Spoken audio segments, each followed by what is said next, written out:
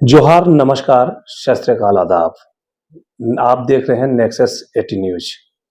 इस वक्त हम एक बड़ी महत्वपूर्ण जानकारी आपके समक्ष लेकर आए हैं, क्योंकि आज का युवा जनरेशन, जो बच्चे खेल कूद में ध्यान कहीं और लगा देते हैं और शिक्षा से वंचित रह जाते हैं। आज हमारे साथ एक महान शख्सियत, जो किसी परिचय की मोहताज नहीं है, फिर भी हम इनका एक बार परिचय करा दें। इनका नाम है Mrs Rekha Naidu, principal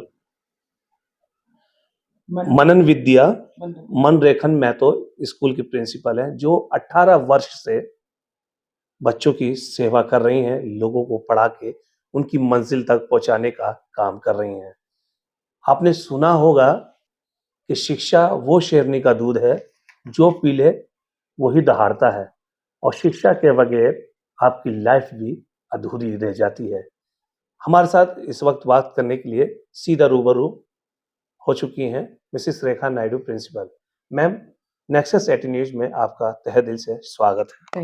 thank you very much.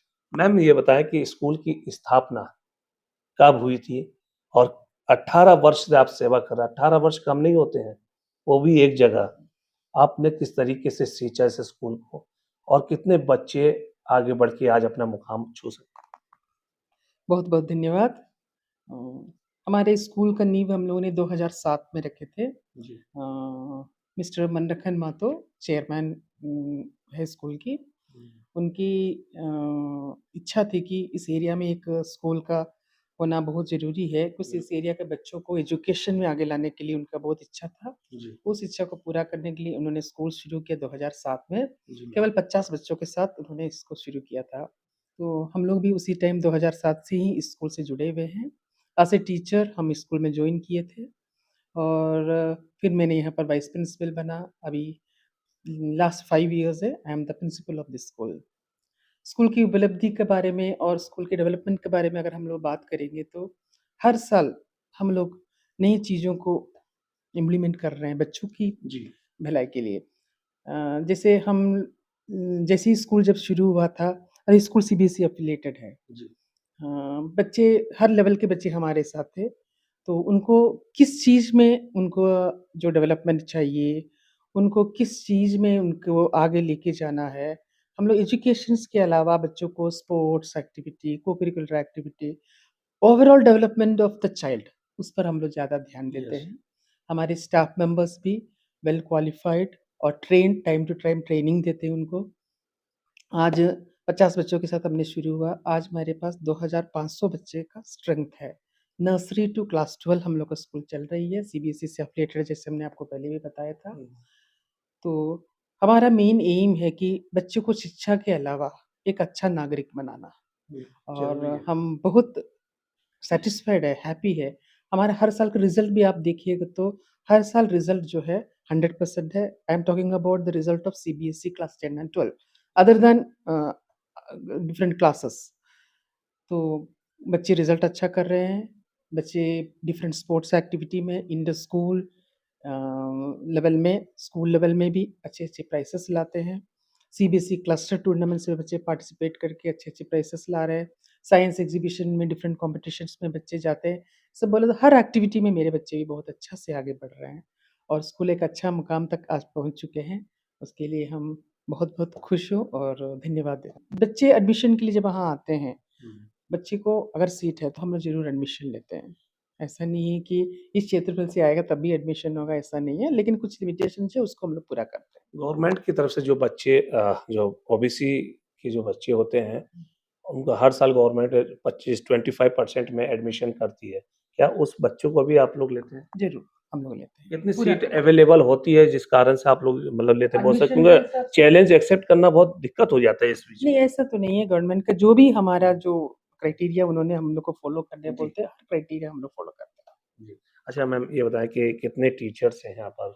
और मेन सब्जेक्ट क्या है जो बच्चों को पढ़ाए और वो आकर्षित हो?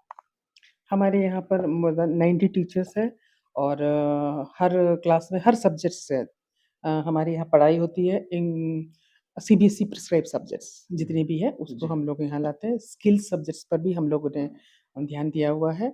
और जब हम लोग क्लास 11-12 की बात करते हैं तो हमारे पास ह्यूमैनिटीज़ है, साइंस स्ट्रीम और कॉमर्स स्ट्रीम है। साइंस स्ट्रीम में both the streams are there, bio stream और मैथमेटिक्स स्ट्रीम, दोनों स्ट्रीम हमारे पास है। ऐसा ऐसा तो मुझे दिखा नहीं है। हमारे यहाँ बॉयज़ एंड गर्ल्स दे दोनों आर हैविंग दोनों बराबर competition in a smooth way. Level maintain level maintain किया हुआ है। ऐसे हमने कैसे कि नहीं कि लड़की लोग को ही ज़्यादा प्रेफ़रेंस देना है, लड़कों को ही ज़्यादा, ऐसा नहीं है।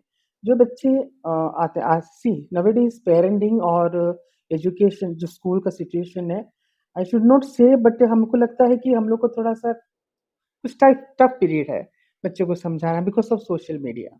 कंप्यूटर क्लासेस की बात कर ली जाए तो बच्चे लोग ज़्यादातर देखिए मोबाइल भी एक तरीके से कंप्यूटर ही हो गया। अगर कुछ चीज़ अगर खोजना होता है टेक्नोलॉजी। तो आप यूट्यूब में आदमी देखता है क्योंकि देखिए मोबाइल एक ऐसा चीज़ है कि अगर सही यूज़ कर रहे हैं तो आप सही दिशा में जा रहे हैं और गलत तरीके से यूज़ कर रहे हैं तो शायद वो मेंटली डिस्टर्ब भी हो जाते हैं, कहीं न कहीं उनको हरासमेंट का शिकार भी बन जाते हैं। सी सब चीज़ में काउंसलिंग का ज़रूरत है बच्चों का। सब चीज़ में उसका नेगेटिव एस्पेक्ट भी है, पॉजिटिव एस्पेक्ट भी है। तो बच्चे को समझाना है आपको, एज़ ए पेरेंट को भी समझाना है और एज़ ए टीचिंग फैकल्टी भी। आप तुम आपको क्या सही यूज़ करना है, क्या नहीं यूज़ करना है। तो स्क्रीन टाइमिंग पर क्या कंट्रोल होना चाहिए, हर चीज़ से बच्चों को मना भी नहीं करना है। और बीइंग ए पेरेंट और टीचर हम लोग उनको रोल मॉडल बनना है। हम 24 आवर्स अगर मोबाइल यूज़ करेंगे और बच्चे को बोलेंगे कि तुम लोग को यूज़ नहीं करना है, तो वो तो नहीं हो पाएगा ना। बच्चे पेरेंट्स को और टीचर्स को अपना रोल मॉडल मानते हैं। तो हमको बच्चों को प्रॉपर काउंसलिंग करना है और हर फैसिलिटी का उनको टाइम देना है, टाइम टेबल बनाना है लाइफ में। इतना देर तुमको टीवी भी देखना है, चाहिए तो 2 मिनट। मोबाइल का बच्चों को ज़रूरत नहीं है देखा जाएगा तो। लेकिन अगर उनको कुछ टेक्निकली साउंड होना चाहता है, टेक्निकली थोड़ा-सा अपने आप को एक्सेल करना चाहते हैं, तो आप कंप्यूटर खरीद के दीजिए और आपकी प्रेज़ेंस में बच्चे को कंप्यूटर एकदम, चलाने एकदम। की मौका दीजिए। बट पेरेंट्स को टाइम देना है। यही प्रॉब्लम आजकल हम लोग भी फेस करते हैं, पेरेंट्स टाइम नहीं दे पा रहे हैं because both the parents are working ना, और न्यूक्लियर फैमिली भी है। मोबाइल यूज़ करने से ज़्यादातर रेडियस का शिकार होते हैं बच्चे जिसको लेकर के मैंने देखे कई केसेस शायद आपने भी देखे होंगे कि बच्चे दिमागी संतुलन तो खोते हैं, कहीं न कहीं जान का खतरा उन पर बना रहता है, जो 3-3 4-4 घंटे वो देते हैं। ऐसी न्यू जनरेशन के लिए आपका क्या संदेश है उनके लिए? जैसे जैसे अब हमने बोला न्यू जनरेशन के लिए मेरा यही संदेश रहेगा, मतलब advice I would like to give them कि you should have a proper time management for everything, taking care of your health. आपको अपना हेल्थ को ध्यान देते हुए, जैसे यहाँ अगर हम लोग मोबाइल की बात करेंगे तो आँख का जो रोशनी है, ज़्यादा यूज़ करने से सुनने में आया है कि बच्चों का इंटेलिजेंस में भी कुछ इफ़ेक्ट हो एकदम, सकता एकदम, है। एकदम। आजकल हम लोग देख रहे हैं कि ऑटिस्टिक जो बच्चे हैं, जो बच्चे ज़्यादा दिखाया जा रहा है, हुँ, इस सब के पीछे मुझे लग रहा है कहीं न कहीं मोबाइल का ज़्यादा यूज़ तो है। है। हम उस पर बहुत डिटेल नहीं बोल जाएँगे बट वी फ़ील कि जो टेक्नोलॉजी का जो रेडिए जो है उसका ज़्यादा यूज़ के चलते कहीं न कहीं कुछ तो प्रॉब्लम बच्चों में हो रही है। आँख की रोशनी में कमी होना, बच्चे लोग इंटेलिजेंस लेवल में कमी होना, ऐसी चीज़ें हम लोग नोट कर रहे हैं। मनन विद्या मन रेखन मैं तो स्कूल जो है, स्कूल में पढ़ाई के मामले में तो नंबर 1 है ही और बच्चे लोग अभी भी कहते हैं कि जैसे टीचर के भी एक माइंड को पढ़ाया जाता है। जैसे बच्चे जो हैं टीचर के माइंड को पढ़ ले या टीचर बच्चे के माइंड को पढ़ ले, मुझे लगता है शिक्षा और आसान हो जाएगी। आप जो बात कर रहे हैं जैसे मैंने पेरेंट्स की बात बताई, हुँ, पेरेंट्स और बच्चों का कोऑर्डिनेशन और टाइमिंग, सेम वे बच्चे को सबसे पहले टीचर और बच्चों का जो कोऑर्डिनेशन है दैट एकदम should be proper. They should have a proper relation. Relation बच्चे को समझना है कि मेरा गार्जियन है हाँ, और टीचर जब क्लास में जाते हैं, टीचर्स को भी मैंने ये बात बताती हूँ, हुँ, they should have a proper knowledge of the subject. हुँ, आप टीचर क्लास में जब जाएँगे और बच्चे को आप अच्छे से सब चीज़ समझाएँगे, कोई भी सब्जेक्ट, हुँ, बच्चे समझ जाएँगे हाँ, ये टीचर आने के बाद मुझे कुछ मिलने वाला आज। Definitely they will respect them. और कम्युनिकेशन में भी एक-दूसरे को this is a give and take policy. आप दीजिए रिस्पेक्ट, आप बच्चे को समझिए, उसको प्यार कीजिए, definitely they will give it back. आप जिस पोस्ट में, जिस कुर्सी में मैम बैठे हैं, आप भी यहाँ पर स्ट्रगल करके पहुँची हैं मैम। अभी जो युवा जनरेशन है, चाहे छोटे-छोटे बच्चों को देख रहे हैं, एंड्रॉइड का नशा, अन्य-अन्य प्रकार का नशा कर रहे हैं, उनके लिए एक मैसेज क्योंकि आप शिक्षक हैं और ये शिक्षक की ओर से जाएगा, शायद कहीं न कहीं हमारे समाज में बदलाव की दिशा दिखेगी। मैं नए जनरेशन को यही एक संदेश देना चाहूँगी, आप इस नेशन का फ्यूचर है। आप पर डिपेंड करता है कि आपका देश कहाँ जाएगा। तो उसके लिए what you have to do, you have to be alert in everywhere. आप आप हमारे लिए फॉर एग्ज़ाम्पल पेरेंट्स और हमारे लिए भी नेशन के लिए भी बहुत कीमती हीरा जिसको बोलते हैं ना वो है। आप अपने आप को पॉलिश कीजिए और एक अच्छा नागरिक बन के निकलने की कोशिश कीजिए। अपने आप को स्पॉइल नहीं करना है, अपनी लाइफ़ को। तो ये लाइफ़ बहुत मुश्किल से सबको मिलती है, उसका वैल्यू को समझ के अपने आप को एक अच्छा नागरिक बन के देश का सेवा में लगना चाहिए। हर बच्चे को मेरे तरह से यही एक संदेश है। बिल्कुल, बहुत-बहुत धन्यवाद मैम, जिस तरीके से आपने बहुत अनमोल बातें और कम समय में रखी कि ज़िंदगी जो है, वो एक बार मिलती है, बार-बार नहीं। इसे सोच समझ कर के ही जीने का अधिकार, चलने का अधिकार और जीने का तरीका सीखें। आज आप जो समाज में फ्यूचर बनाना चाह रहे हैं, देश का फ्यूचर बनना चाह रहे हैं, ये आने वाले समय में भविष्य की जिसको बोलते हैं, वो भी बनना चाह रहे हैं। जो आपकी तमन्ना है कि हम डॉक्टर बने, इंजीनियर बने, पुलिस बने, आईएएस अफ़सर बने, एडमिनिस्ट्रेशन का हिस्सा बने या फिर टीचर बने, मगर कहीं न कहीं वो तभी हासिल होगा जब आप शिक्षा को अपने मन से गले लगाएँगे और उसको बहुत प्यार तरीके से सीखेंगे और उसके लिए आप एक अच्छा संदेश भी समाज में देंगे, तभी आप एक एजुकेशन की ओर जाएँगे और एजुकेटेड पर्सन बनेंगे। ये थे हमारी मिसेस रेखा नायडू प्रिंसिपल जी, जो हमेशा से बच्चों की सोच-फ़िक्र हमेशा से रखती हैं और कहीं न कहीं 18 वर्ष कम नहीं होते हैं। जैसे कि बताया कि द 18 वर्ष 500। किस स्कूल में? हाँ, अगर जी, एक्सपीरियंस अगर बा 18 स्कूल तो मेरा ही स्कूल में है। जी, अगर मेरी टीचिंग लाइन में अगर एक्सपीरियंस आप चाहेंगे तो last 30 years I 30 have been years. एसो 30 इयर्स आई हैव बीन हाँ, एसोसिएटेड इन दिस फील्ड। क्या बात है!